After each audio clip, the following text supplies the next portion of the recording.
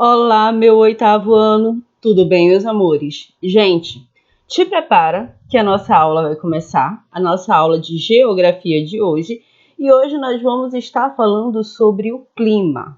Olha só, nas aulas passadas nós estudamos sobre as massas de ar e as correntes marítimas, e isso são fatores que contribuem para o clima, para a formação do clima como nós estudamos anteriormente. Então agora nós vamos dar sequência, vamos falar sobre o clima e sobre os biomas do continente americano. Pega comigo o teu livro didático, você pode acompanhar comigo a partir da página 228 do teu livro didático, que é a que vai ter este mapinha bem aqui, certo? Segue comigo. Olha só, quando eu falo de clima, eu falo de uma ciência que estuda esse fator. Eu falo de climatologia, certo? Climatologia é a ciência que estuda as variações, as manifestações da atmosfera. Então, a ciência que estuda as manifestações atmosféricas vai ser chamada de climatologia. E clima não pode ser confundido com tempo. É muito comum nós ouvirmos: o tempo hoje está quente, o tempo hoje está mais frio. Esse tempo e o clima não são a mesma coisa. Quando eu falo de tempo, eu falo de um período curto. Como as manifestações elas estão, as manifestações atmosféricas estão em um curto período de tempo. Quando eu falo em clima, eu falo em um período bem maior, um período bem mais alongado. Então, quando eu falo em tempo, eu falo em um estado momentâneo da atmosfera. Estou falando daquele momento só. Quando eu falo de clima, eu já estou fazendo referência a um período bem maior, tá? Ou permanente. O clima, ele também pode ser entendido, vamos colocar de uma forma bem didática aqui, como o conjunto de tempos meteorológicos que nós encontramos ao longo de um ano. Então, o conjunto dos tempos meteorológicos, o conjunto das variações que ocorrem em escalas menores, vão estar formando aquilo que nós chamamos de clima, tá? Então, tempo, eu falo numa escala pequena, clima, eu falo em uma escala bem maior. Vamos para o nosso próximo slide. Olha só, como eu estava falando com você anteriormente, acompanhe aqui comigo a diferenciação entre clima e tempo. Quando eu falo de tempo, eu falo de tempo atmosférico, é um estado momentâneo de determinada região. Estou falando de um curto período de tempo. Já quando eu falo em clima, eu falo de um conjunto de condições atmosféricas que se repetem e se sucedem na atmosfera durante anos. Então, eu pego todos os conjuntos de tempo e analiso eles para determinar o clima, tá? Clima é o nome que se refere às questões relacionadas com as variações do tempo da atmosfera terrestre em lugares específicos. Porém, é importante ressaltar a diferença de clima e tempo, que é o que eu acabei de explicar para vocês. Fatores que influenciam o nosso clima: latitude, altitude, continentalidade, maritimidade, massa de ar, oceanos, rios. Tudo isso são variáveis que afetam nas mudanças climáticas, pois influenciam e são influenciadas pelas condições de temperatura, pressão atmosférica, umidade do ar e as precipitações que ocorrem. Como eu falei para vocês, está tudo interligado, certo? E dessa relação de vários tópicos, coloquemos assim, nós vamos ver a formação do bioma, tá? Agora nós vamos nos ater inicialmente ao clima e mais para frente nós vamos passar para os biomas para vocês darem uma lembrada nisso.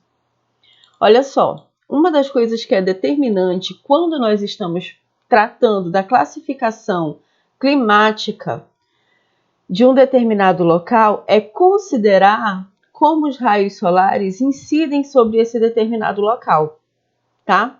A forma como os raios solares vão estar incidindo por essa determinada porção geográfica pode estar determinando se o clima é quente, temperado ou frio. Deixa eu tirar isso daqui, que não tem necessidade dessa repetição, tá? Os climas quentes ocorrem principalmente nas regiões tropicais, nas regiões que estão entre o Trópico de Câncer e o Trópico de Capricórnio. A linha do Equador, ela é extremamente importante porque aqui nós vamos ter um clima altamente equatorial, é um local onde nós temos uma das maiores incidências, a maior incidência dos raios solares. Então nós vamos ter um clima extremamente quente nessa região, tá certo? Como eu falei para vocês anteriormente, fatores como as massas de ar, acompanhe aqui comigo no slide, como as massas de ar, a continentalidade ou a maritimidade, a posição geográfica onde ele se encontra, se ele está cortado pelo Trópico de Câncer, como nós vemos aqui, ou se ele está cortado pelo Trópico de Capricórnio, como nós observamos aqui, se ele vai se encontrar mais próximo da região polar, como eu estou te apontando aqui no mapa, vai estar determinando essa região com um clima equatorial, tropical, subtropical, temperado, mediterrâneo, semiárido, desértico ou frio de montanha. Então, todos os fatores geográficos vão estar contribuindo para estar classificando tanto o clima quanto o bioma local. Certo, amores? Como nós já estávamos falando, os climas eles podem ser divididos em climas quentes, temperados e climas frios. E aí, como climas quentes, nós vamos ver o clima equatorial, tropical, subtropical, semiárido e desértico. Para começo de conversa, olha, detalhe importante, eu quero tudo isso anotado no caderno de vocês. Ah, tia, mas tem no livro. Ah, professora, tem no livro didático. Gente, eu quero anotado no caderno de vocês. Não está dessa forma no livro didático. Faz isso em formato de esquema mental, em formato de mapa mental. Olha só, um exemplo básico. Vocês podem estar criando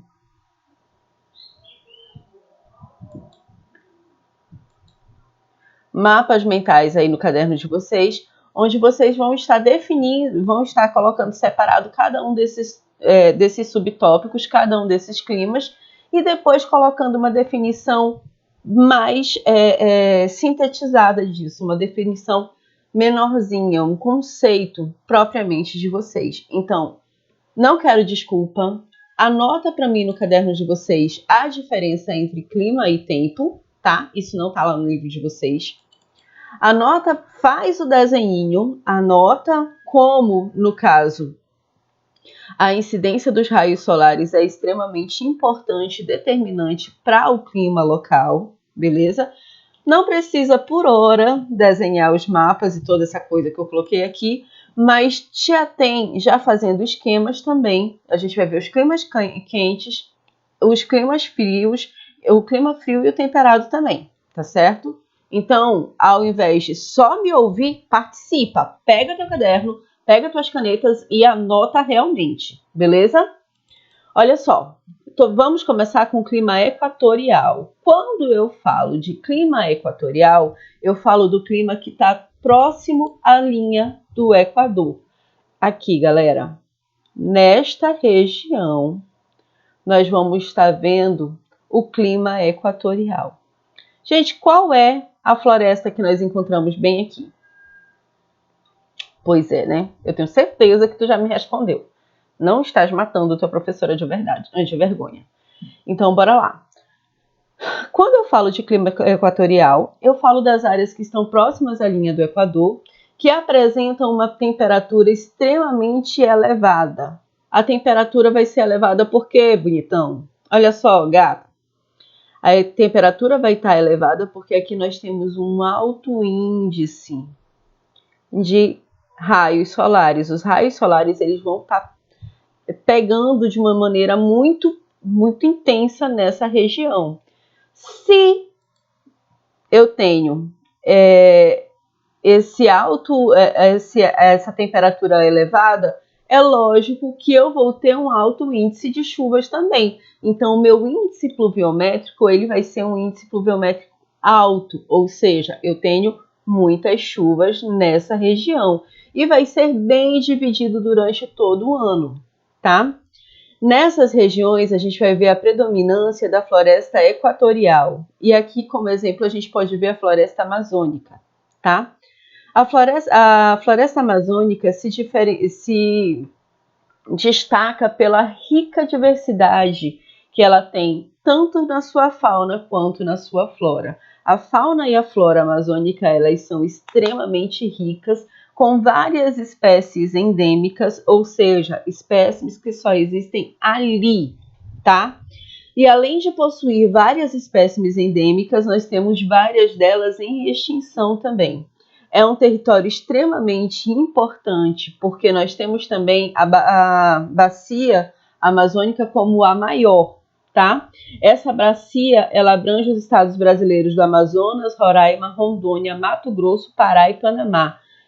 E Amapá, desculpa aí. Além de países vizinhos como Peru, Colômbia, Equador, Venezuela, Guiana e Bolívia. Essa bacia é a maior bacia do mundo. O rio que dá o nome dessa bacia, Amazonas, tem sua origem, tem sua nascente nos Andes, mais precisamente no Peru. Durante o seu percurso, o rio é denominado de maneiras distintas. No Brasil, por exemplo, seu primeiro nome é Solimões, que passa a ser chamado de Amazonas quando converge no Rio Negro. Quando nós falamos da floresta em si, nós temos que observar que, deixa eu trazer esse próximo slide aqui para você.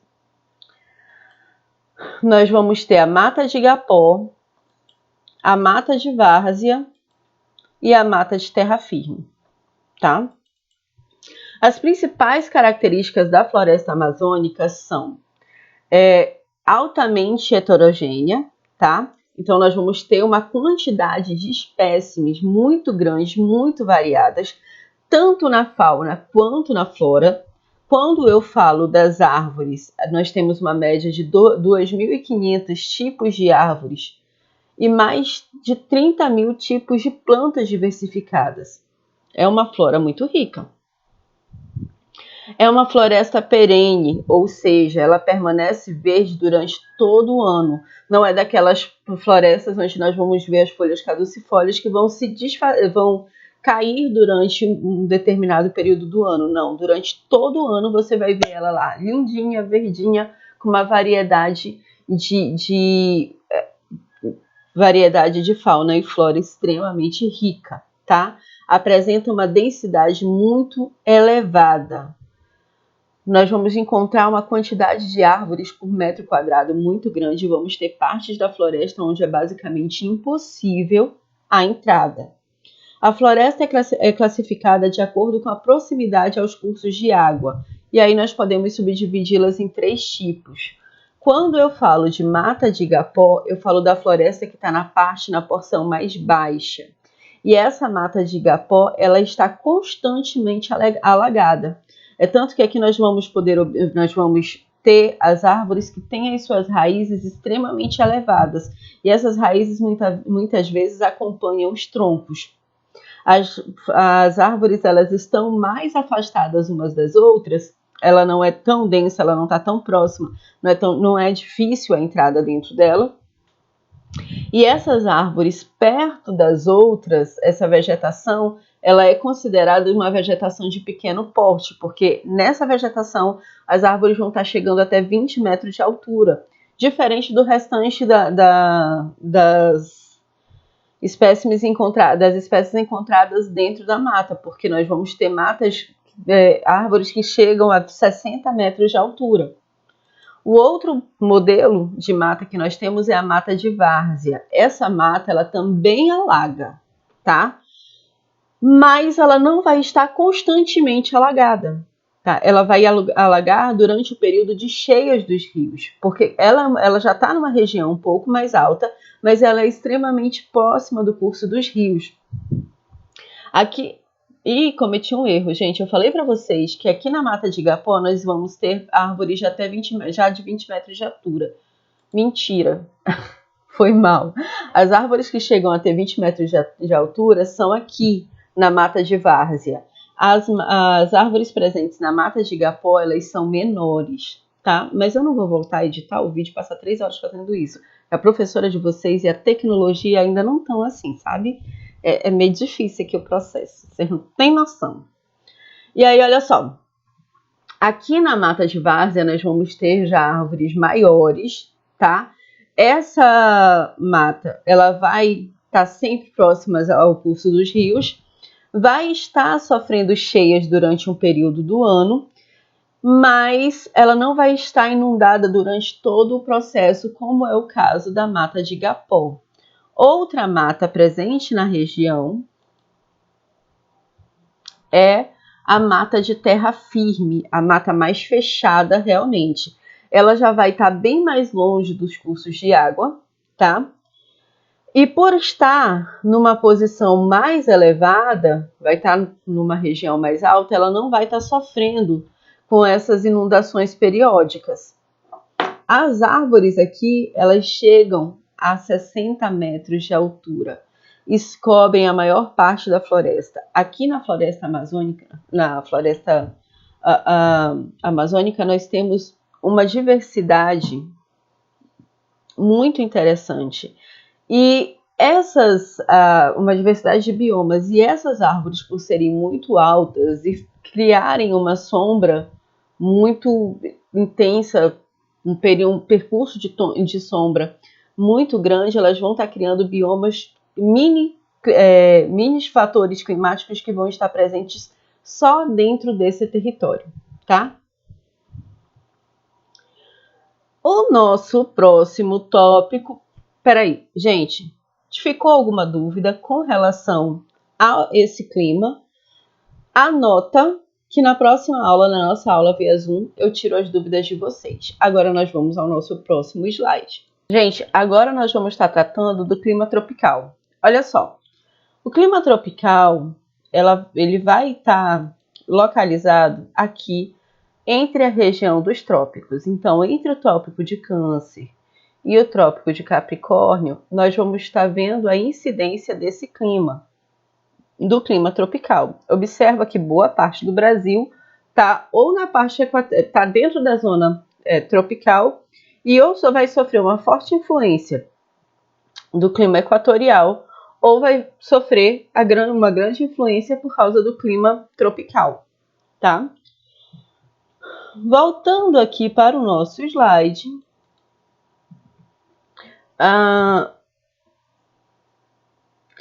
as extensas áreas onde esse clima está presente, apresentam paisagens variadas. Além disso, há uma variação significativa na ocorrência de chuvas no decorrer do ano. Dentro desses locais, gente, nós vamos ver a incidência de dois climas. Desculpa aí. A incidência de dois climas muito, muito bem acentuados. Quando nós não estivermos no verão, nós vamos estar no inverno, tá? Quando não estiver extremamente quente, ou nós vamos ter uma estação extremamente quente e chuvosa, ou nós vamos ter uma estação extremamente seca e com poucas chuvas, tá? Ao contrário de outros tipos de clima, as estações do ano se resumem a duas: a mais chuvosa e a mais seca. A mais chuvosa e quente no verão e a outra mais seca no inverno.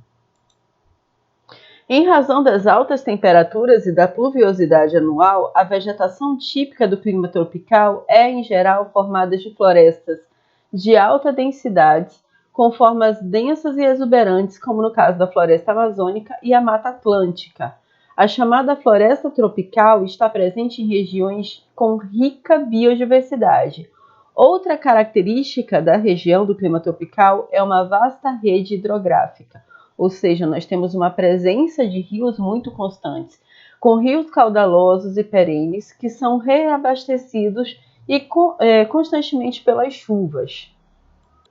Já o clima subtropical, ao contrário do clima tropical, nós vamos ter as 4 estações do ano bem acentuadas. O clima subtropical é uma transição do clima tropical para o temperado e ocorre em partes da América do Norte, do Sul e da Ásia, com temperatura média anual inferior a 18 graus e chuvas bem distribuídas durante todo o ano. Nós vamos ver as estações bem demarcadas, tá? Com o verão quente e o inverno frio. Nessas regiões podem estar ocorrendo fenômenos como geada e neve. Você quer brincar na neve? Pois é. Olha que lindo, gente. Sonho, né? Pois é. Outro clima que nós vamos ter ele bem presente no nosso território brasileiro é o clima semiárido. O clima semiárido possui altas temperaturas, um baixo índice pluviométrico, ou seja, nós temos uma baixa incidência de chuvas. As chuvas são tanto quanto irregulares, o que pode... E é mais delicado porque não é aquela questão de as chuvas são irregulares, mas elas vão vir nessa mesma proporção durante todos os anos. Não, alguns anos nós vamos ter um índice um pouquinho maior de chuvas, enquanto outros nós vamos ter basicamente nenhuma incidência de chuvas. Essa vegetação, a vegetação do clima semiárido, ela se adapta a essa região. Ou seja, durante os períodos de seca, essa vegetação ela vai estar se desfazendo das suas folhas para poupar, no caso, a sua energia. Então, quando isso acontece, aqui na Caatinga, nós vamos ver a mata ela ficando uma mata branca, tá? Então, por isso Caatinga, mata branca. Gente, apesar do solo ser bastante irregulares e escassas, e vegetação arbustiva, ou seja, nós temos arbustos e gramíneas, árvores de pequeno porte, apesar do solo ser bastante fértil em algumas regiões isoladas. O solo ele é mais fértil nas regiões onde nós vamos ver as chapadas. Como as chapadas elas vão estar mais altas, quando os vapores de chuva vêm, quando as nuvens de chuva vêm, elas vão ficar embargadas aqui, elas não vão conseguir passar para todo o território. E aí esses locais vão se tornar mais férteis. Daí também nós vamos ver a formação de rios e lagos, e geralmente não, são rios e lagos que se esgotam no período de seca. Então eles vão estar presentes durante o período de chuvas e no período de secas eles tendem a desaparecer, certo? Outro clima extremamente interessante é o clima desértico. O clima desértico é encontrado em extensas áreas do planeta Terra e nós vamos ver ele muito presente também na região das Américas. Ele é marcado pela baixa umidade e uma elevada amplitude térmica. Essa amplitude térmica é diária e anual, tá? Voltando ao que eu estava falando para vocês, o clima desértico ele vai estar possuindo uma amplitude térmica muito grande, tanto anual quanto diária. Anualmente, o índice pluviométrico é extremamente baixo, como vocês podem acompanhar aqui comigo, não chega a 300 milímetros. Deixa eu marcar aqui para vocês. Gente, 300 milímetros anuais. 300 milímetros é, às vezes, um pouco da chuva que nós temos durante alguns dias. Num período chuvoso, numa região equatorial, digamos que 3, 4 dias de chuva. Então, assim, é um índice pluviométrico muito baixo, é um índice de incidência de chuvas muito baixo. O ar desse ambiente é um ar extremamente seco. A temperatura aqui é uma temperatura muito hostil. Só que essa amplitude térmica ela não é só anual. Diariamente, vocês Nós e nem vocês. Eu espero não ir no deserto e nem vocês. A não ser que seja desejo, né, gente? Vocês querem conhecer o deserto do Atacama e vai. Tudo bem. Mas, assim, a amplitude térmica diária também é muito grande. Num dia nós vamos ver as temperaturas, porque a média é de 30, a média não, a média mínima, né? Assim, a base é 35 graus. A temperatura ela pode estar variando de 35 a 50, 60 graus Celsius.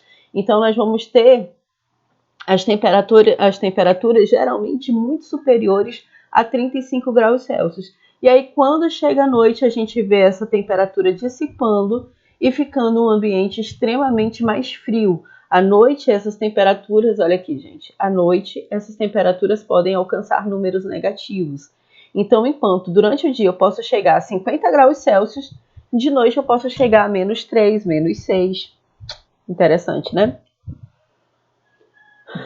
Em virtude da baixíssima umidade, os climas desérticos têm vegetação escassa e adaptada à hostilidade climática.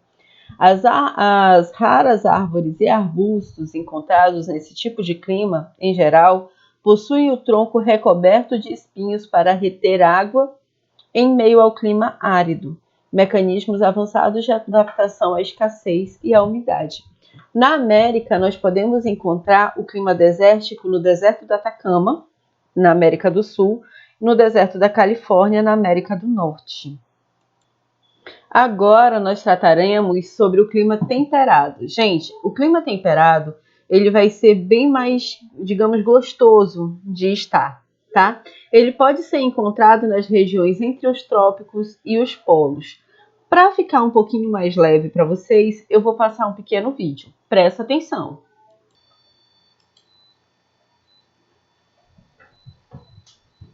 Certos lugares no planeta são cobertos de grama e flores, como um vasto tapete verde, que permanece assim o ano todo. É uma área cheia de vida, onde nunca está quente demais, frio demais, chuvoso de menos. Esta é a região das pradarias, com um ambiente típico de clima temperado. Temperado significa sem extremos, branco, pois aqui as temperaturas variam só um pouco do verão para o inverno. Os verões são frescos, os invernos brancos. No decorrer de um ano, a variação de temperatura de mais fria a mais quente é mínima, em geral entre 5 e 12 graus Celsius. Dias congelantes e horas de calor podem ser contados nos dedos da mão. Mas o tempo pode mudar rápido. No mesmo dia pode estar bom de manhã, chover à tarde e ficar agradável à noite. Chove muito o ano todo, verão e inverno. O clima temperado é sempre úmido. Essa é outra de suas características. É ideal para plantas e animais, pois todo ser vivo precisa de água para viver. A grama, especialmente, precisa de muita água para se manter verde. Mas por que este clima é tão branco? E como pode ser sempre úmido? Quando frio e quente se misturam, resultam em morro. Gente, eu sei que tá um pouquinho baixo, aumenta o fone de ouvido, tá? E segue comigo. É o mesmo princípio do clima temperado, é uma mistura. Como a Terra é redonda, os raios do Sol incidem em muitas áreas de forma oblíqua. Quanto mais verticais estiverem, mais aquecem uma determinada área. Zonas temperadas estão sempre situadas no meio terço do planeta, onde os raios do Sol batem não tão diretos no verão, nem tão oblíquos no inverno. Além do mais, estas regiões estão sempre próximas a oceanos. No calor do verão, o ar fresco chega do mar, baixando a temperatura. No inverno é o oposto. O Sol aquece menos o solo, mas o oceano tem armazenado o calor do verão. Ao liberá-lo, mantém a temperatura alta. O ano todo, estas correntes também transportam nuvens com elevada umidade, formadas pela água evaporada do oceano. E quando estão por cima da Terra, a umidade cai como chuva.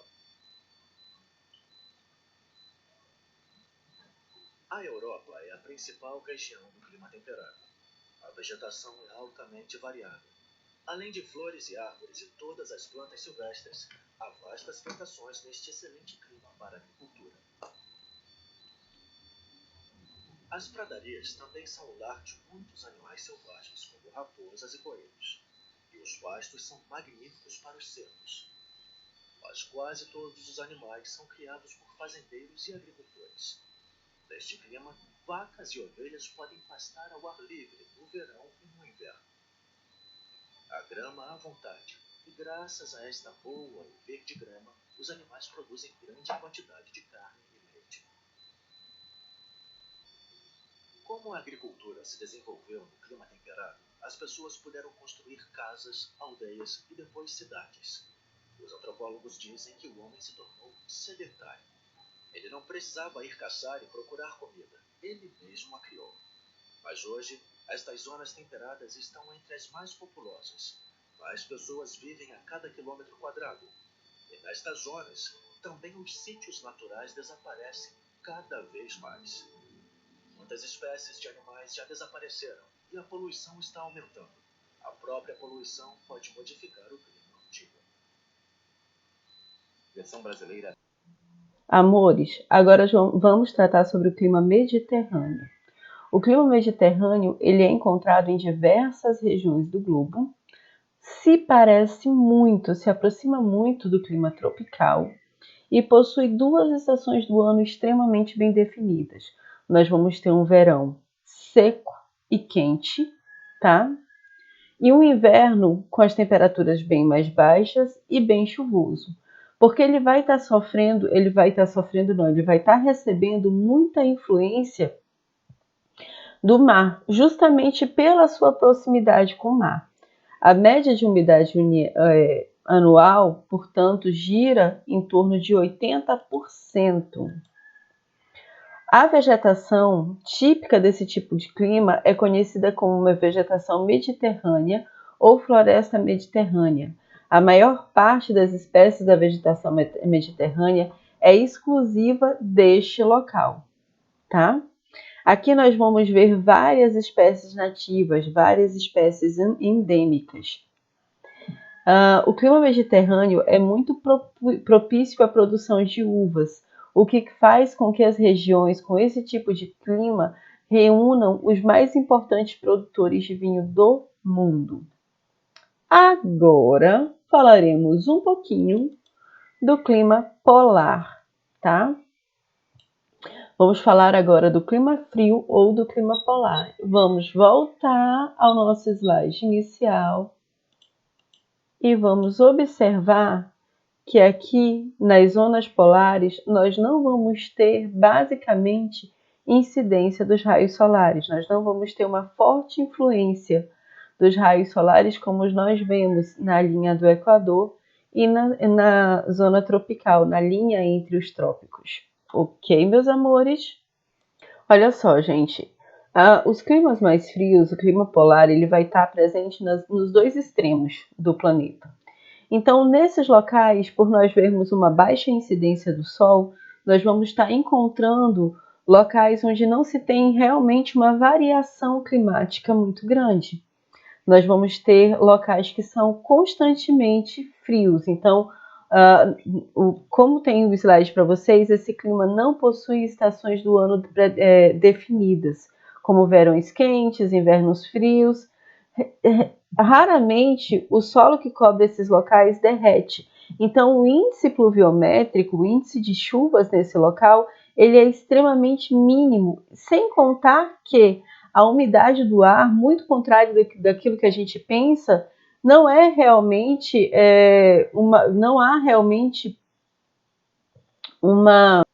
uma grande amplitude, não é realmente grande. Olha só, porque há uma baixa pluviosidade, deixa eu marcar para vocês, e umidade, certo?